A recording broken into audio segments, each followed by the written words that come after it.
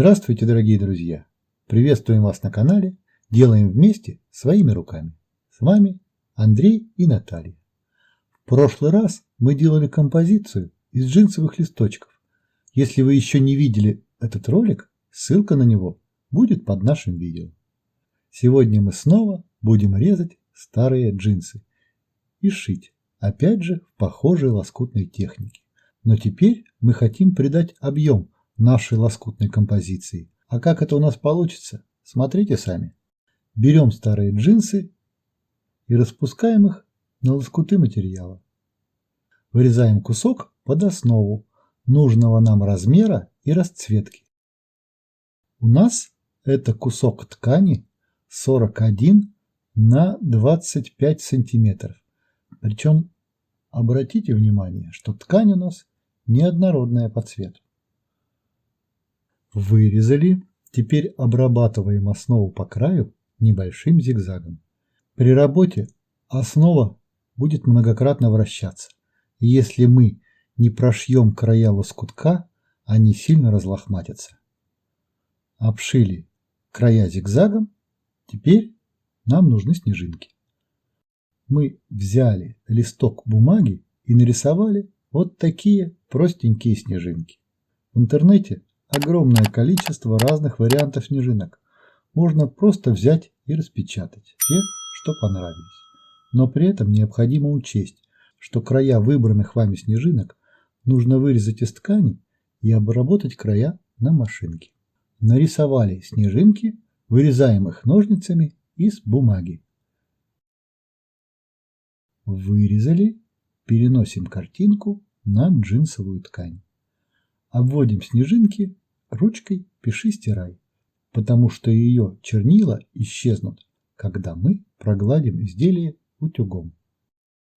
Обвели контур и рисуем узор внутри снежинки.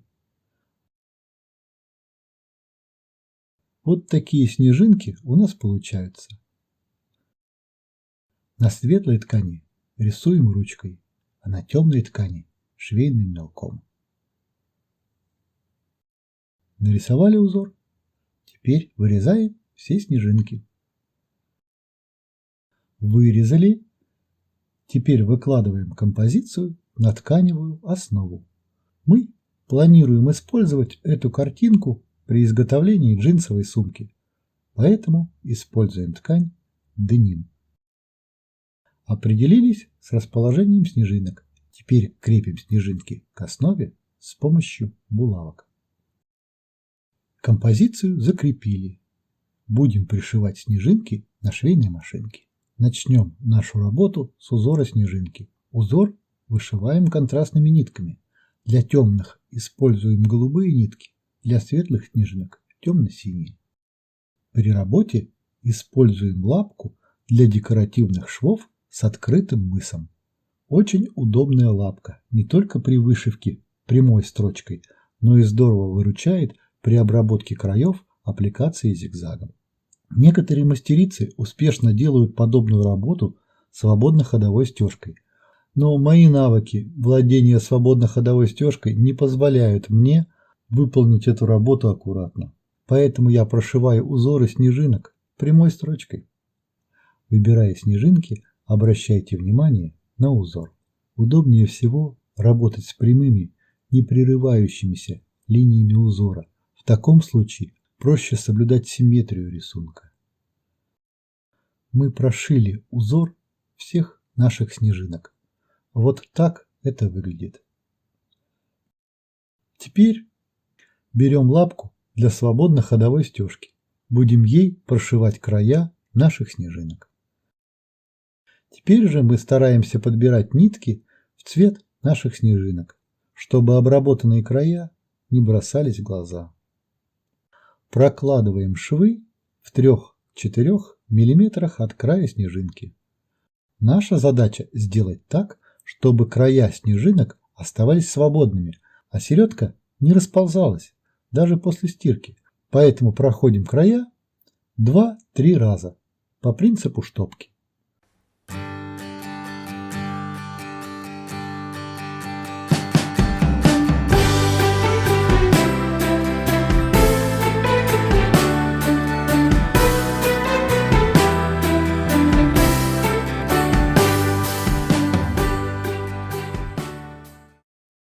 Вот мы и прошили края всех снежинок. Теперь нам нужно их разлохматить с помощью щетки. После того, как прошлись по полотну щеткой, отпариваем и проглаживаем нашу работу утюгом. Вот что у нас получилось.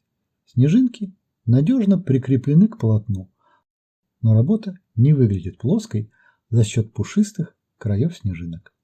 Я доволен результатом. Что называется, в ходе съемок ни один Дед Мороз не пострадал. Если вам нравится то, что мы делаем, оставайтесь с нами. А на этом на сегодня у нас все. Всего вам доброго. До свидания.